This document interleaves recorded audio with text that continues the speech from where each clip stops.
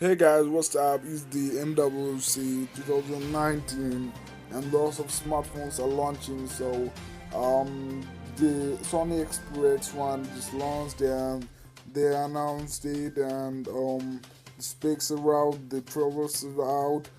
They're claiming it's the world's first phone that has 4K OLED display with 21:9 cinema wide viewing display, and this phone is going to serve tuned speakers, drivers of Dolby Atmos surround sound, and X1 has the specs of this processor with Snapdragon 855.